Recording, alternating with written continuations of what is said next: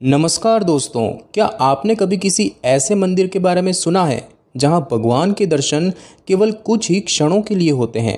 एक ऐसा मंदिर जहां पर्दा बार बार डाला जाता है ताकि भगवान और भक्त की नज़रों का मिलन क्षण भर का ही रहे।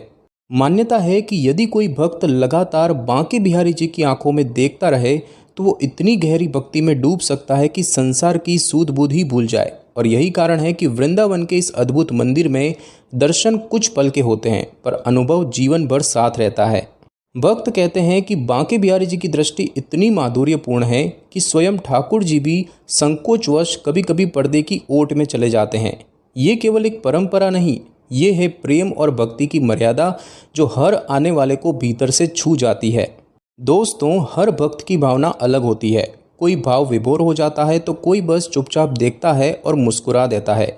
लेकिन जब बात होती है वृंदावन के बांके बिहारी जी की तो हर श्रद्धालु के मन में बस एक ही सवाल उठता है, आखिर इस मंदिर में ऐसा क्या है जो दुनिया भर से लोग खींचे चले आते हैं। इस वीडियो में हम जानेंगे कि बांके बिहारी नाम का क्या अर्थ है, इस दिव्य मंदिर का इतिहास क्या है, यहाँ दर्शन की परंपरा इतनी विशेष क्यों है और वो कौन कौन सी बातें हैं जो इस मंदिर को रहस्यमय, अनुपम और अत्यंत प्रिय बना देती है। साथ ही हम उन मान्यताओं को भी जानेंगे जो वर्षों से भक्तों की श्रद्धा का आधार रही है, लेकिन बिना किसी अतिशयोक्ति के। जितनी सच्ची जानकारी है बस उतनी ही बात करेंगे। हमारा उद्देश्य है आपको बांके बिहारी जी से जोड़ना, उनके दर्शन का अनुभव कराना और उनके नाम के भाव को समझाना। तो चलिए इस भक्ति यात्रा की शुरुआत करते हैं पूरी श्रद्धा, सम्मान और सत्य के साथ। दोस्तों, बांके बिहारी ये सिर्फ एक नाम नहीं है, ये एक अनुभूति है। चलिए इसे दो भागों में समझते हैं। पहला शब्द है बांके, जिसका अर्थ है जो मन को मोह लेने वाला हो या जो तीन जगह से मुड़े हुए हों, जैसे भगवान श्री कृष्ण की त्रिभंगी मुद्रा, गर्दन थोड़ी एक और झुकी, कमर मुड़ी हुई और पैर एक दूसरे से टेके हुए। त्रिभंगी मुद्रा को सबसे सुंदर और आकर्षक माना गया है और इसी कारण उन्हें बांके कहा गया। अब दूसरा शब्द है बिहारी। ये शब्द बना है विहार से, जिसका अर्थ होता है लीला करना, आनंद में रमना और रस में प्रवाहित होना। इस रूप में बिहारी का अर्थ होता है वो जो रास लीला में रमते हैं, ब्रज की गलियों में विहार करते हैं। इस तरह बांके बिहारी नाम दर्शाता है एक ऐसा स्वरूप जो सौंदर्य, प्रेम और रस में डूबा हुआ है। ये नाम केवल उनका परिचय नहीं बल्कि भक्ति की एक माधुर्य भावनात्मक अवस्था है, जिसमें भक्त अपने आराध्य को एक नटखट, प्रेममय और अत्यंत करुणामय रूप में अनुभव करता है। दोस्तों, बांके बिहारी जी का मंदिर केवल एक स्थापत्य नहीं बल्कि वो स्थान है जहां भक्ति और संगीत ने मिलकर भगवान को प्रकट कराया। इस इतिहास की शुरुआत होती है संत श्री स्वामी हरिदास जी महाराज से, जो 15वीं-16वीं शताब्दी में वृंदावन में तपस्वी जीवन जी रहे थे। स्वामी हरिदास जी श्री कृष्ण के महान भक्त थे। उनका जीवन साधना, संगीत और श्री राधा कृष्ण की भक्ति में समर्पित था। कहते हैं कि वे निधिवन क्षेत्र में एक कुटिया में रहते थे और प्रतिदिन वहां अपने स्वरों से राधा कृष्ण की स्तुति करते थे। मान्यता है कि स्वामी जी की भक्ति इतनी गहन और निष्कलंक थी कि एक दिन भगवान श्री कृष्ण और राधा रानी स्वयं उनके सामने एक संयुक्त रूप में प्रकट हुए। स्वामी हरिदास जी ने उनसे निवेदन किया कि हे प्रभु, अब जब आपने मुझे दर्शन दिए हैं तो कृपा करके अपने भक्तों के लिए यही विराजमान हो जाइए। और यही वह क्षण था जब बांके बिहारी जी की विग्रह रूप में प्रकट मूर्ति पहली बार निधिवन क्षेत्र में दर्शन देती है। वर्षों तक ये दिव्य मूर्ति निधिवन में ही विराजमान रही और बाद में भक्तों द्वारा श्रद्धापूर्वक वर्तमान मंदिर का निर्माण कराया गया। मंदिर का स्थापत्य कार्य मुख्यतः 1864 ईस्वी में पूरा हुआ, जिसे गोस्वामी परिवार और स्थानीय श्रद्धालुओं ने मिलकर बनवाया। आज भी बांके बिहारी जी को स्वामी हरिदास जी के आराध्य और कृपा स्वरूप के रूप में पूजा जाता है। और जब भी कोई भक्त वहां दर्शन को जाता है तो ऐसा माना जाता है कि वह सिर्फ ठाकुर जी से ही नहीं बल्कि उस संत से भी मिल रहा है जिसकी भक्ति ने भगवान को साकार कर दिया। दोस्तों, बांके बिहारी मंदिर की सबसे अनोखी बात है वहां के दर्शन का तरीका। अगर आप पहली बार वहां जाएं तो आपको ये देखकर हैरानी होगी कि भगवान के दर्शन लगातार नहीं होते। हर कुछ क्षणों में एक मखमली पर्दा खींच दिया जाता है और फिर थोड़ी देर बाद दोबारा खोला जाता है। ये सिलसिला पूरे दर्शन काल के दौरान चलता रहता है। अब सवाल उठता है कि ऐसा क्यों किया जाता है। इसका उत्तर भक्तों की भावना में छिपा है। मान्यता है कि बांके बिहारी जी की दृष्टि इतनी आकर्षक और जीवंत है कि यदि कोई भक्त लगातार उनकी आंखों में देखता रहे तो वो भक्ति भाव में इतना डूब सकता है कि अपनी चेतना तक खो बैठे। इसीलिए पर्दा एक मर्यादा बन गया है ताकि भक्त का मन भी सुरक्षित रहे और भगवान की दिव्यता भी। कुछ लोग ये भी मानते हैं कि ठाकुर जी खुद भी संकोचवश हर समय सीधे नहीं देखना चाहते। वे अपने दर्शन को क्षणिक रखते हैं ताकि भक्ति की लालसा बनी रहे। ध्यान देने वाली बात यह है कि ये व्यवस्था कोई अंधविश्वास नहीं बल्कि एक परंपरा है जो सैकड़ों वर्षों से चली आ रही है और आज भी भक्त उसी भावना से इन क्षणिक दर्शनों का अनुभव करते हैं।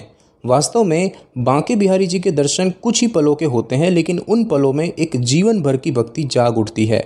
दोस्तों, बांके बिहारी जी के मंदिर में सेवा का अर्थ सिर्फ पूजा नहीं होता। यहाँ सेवा एक रस है, एक भाव है जिसमें भक्ति केवल कर्म नहीं प्रेम बन जाती है। मंदिर में भगवान की आरती, श्रृंगार, भोग सब कुछ एक विशेष परंपरा के अनुसार होता है। सबसे विशेष बात यह है कि बांके बिहारी जी के मंदिर में प्रतिदिन आरती नहीं की जाती, केवल कुछ विशेष अवसरों पर ही आरती होती है, जैसे कि शरद पूर्णिमा, झूलन उत्सव, होली वगैरह।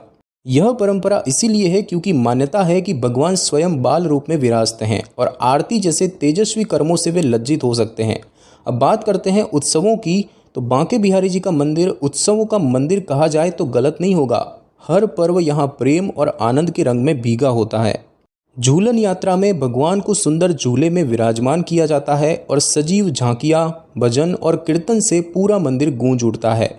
फूल बंगला उत्सव में पूरी मंदिर परिसर को फूलों से सजाया जाता है, मानो स्वयं प्रकृति भी ठाकुर जी की सेवा में लग गई हो। और होली में यहाँ केवल रंग नहीं बल्कि भावों की बौछार होती है। अबीर गुलाल के साथ गाया जाता है, होली खेले बिहारी जी ब्रज में। और इन सभी उत्सवों में कोई जात पात नहीं, कोई भेदभाव नहीं, सिर्फ एक ही भावना होती है, प्रेम, सेवा और भक्ति। दोस्तों, बांके बिहारी जी केवल एक विग्रह नहीं है, वे एक अनुभव है, एक ऐसा भाव जिसे हर भक्त अपने अपने ढंग से महसूस करता है। बहुत से श्रद्धालु कहते हैं कि जब उन्होंने बांके बिहारी जी के दर्शन किए तो कुछ क्षणों के लिए समय जैसे थम सा गया। कोई कहता है, मैंने महसूस किया कि भगवान की दृष्टि सीधे मुझ पर पड़ी। कोई कहता है, मेरे मन का संदेह, मेरी चिंता जैसे उसी पल गायब हो गई। ये सभी अनुभव किसी नियम या तर्क से नहीं बंधे होते, ये केवल भक्ति, भावना और आस्था पर आधारित होते हैं। मंदिर से जुड़ी एक और लोक श्रुति है कि कभी कभी लगता है जैसे मूर्ति में हल्का सा कंपन हुआ हो, जैसे भगवान सचमुच वहाँ हो और हमें देख रहे हों। कुछ लोग बताते हैं कि जब उन्होंने मन से प्रार्थना की तो कुछ ही समय में उनकी मनोकामना पूरी हुई। लेकिन ये बात ध्यान रखने योग्य है कि ये सभी अनुभव व्यक्तिगत भावनाएं हैं, जिन्हें तर्क से नहीं, केवल भक्ति और श्रद्धा से ही समझा जा सकता है। और शायद यही तो बांके बिहारी जी की विशेषता है। वे न तो तर्क मांगते हैं न प्रमाण, वो बस प्रेम चाहते हैं और बदले में आपको वो अनुभव देते हैं जो शब्दों में कहा नहीं जा सकता। दोस्तों, अगर आप आज बांके बिहारी जी के दर्शन के लिए वृंदावन जाते हैं तो आपका अनुभव कुछ अलग, कुछ विशेष होगा। मंदिर का मार्ग संकरा है, चारों ओर दुकानों, फूलों की माला, राधे नाम के गूंजते स्वर और भक्तों की भीड़। जैसे जैसे आप मंदिर के मुख्य द्वार के पास पहुंचते हैं वैसा लगता है मानो वातावरण में कोई विशेष ऊर्जा हो।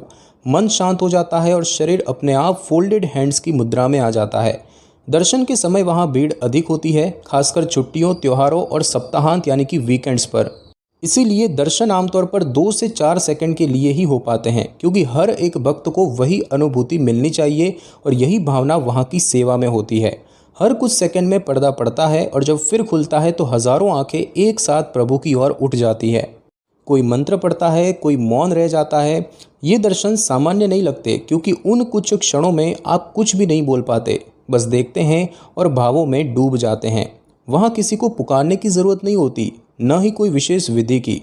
बस आप वहाँ हो और बांके बिहारी जी हो, बाकी सब भाव उनका काम कर देते हैं। दोस्तों, हर भक्ति के केंद्र में एक प्रार्थना होती है और हर प्रार्थना के पीछे एक उम्मीद। बांके बिहारी जी के भक्तों में एक गहरी मान्यता है कि यदि आप सच्चे दिल से उनसे कुछ मांगते हैं तो वह मन की बात सुनते हैं। कोई नौकरी की तलाश में आता है, कोई संतान सुख के लिए, और कोई अपने जीवन के संकट से उबरने की कामना लेकर, और कोई बस धन्यवाद कहने के लिए। इन प्रार्थनाओं का कोई दस्तावेज नहीं होता, कोई औपचारिकता नहीं, केवल मन की भाषा में मांग और मौन में भरोसा होता है। कई श्रद्धालु अपने अनुभव साझा करते हैं कि जब उन्होंने मन से विनती की तो समय के साथ उनकी मुरादें पूरी हुई। लेकिन ये कहना उचित नहीं होगा कि भगवान हर मांग पूरी ही करते हैं। बांके बिहारी जी भक्तों को वही देते हैं जो उनके लिए उचित हो, वो भी सही समय पर और सही रूप में। और शायद यही कारण है कि वहाँ लौट लौट कर आने वाले सिर्फ वो नहीं होते जिन्हें कुछ चाहिए, बल्कि वो भी होते हैं जो बस आभार व्यक्त करने आते हैं। क्योंकि बांके बिहारी जी से रिश्ता मांगने और पाने का नहीं होता, बल्कि प्रेम, विश्वास और समर्पण का होता है।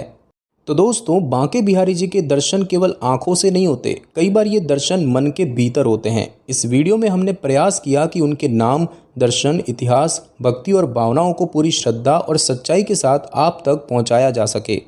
अगर आपने कभी बांके बिहारी जी के दर्शन किए हैं तो हम आपसे अनुरोध करते हैं कि कृपया अपना अनुभव कमेंट में ज़रूर साझा करें। और यदि ये वीडियो आपके मन को छू गया हो तो कृपया इसे लाइक करें, दूसरों के साथ शेयर करें, ताकि और लोग भी इस भक्ति यात्रा से जुड़ सके। और हाँ, अगर आप ऐसे ही भावनात्मक, ज्ञानवर्धक और संतुलित वीडियो देखना चाहते हैं तो ज्ञान तंत्र चैनल को जरूर सब्सक्राइब करें। हम फिर मिलेंगे एक नई यात्रा में, एक नई भक्ति, एक नए रहस्य और उसी श्रद्धा के साथ।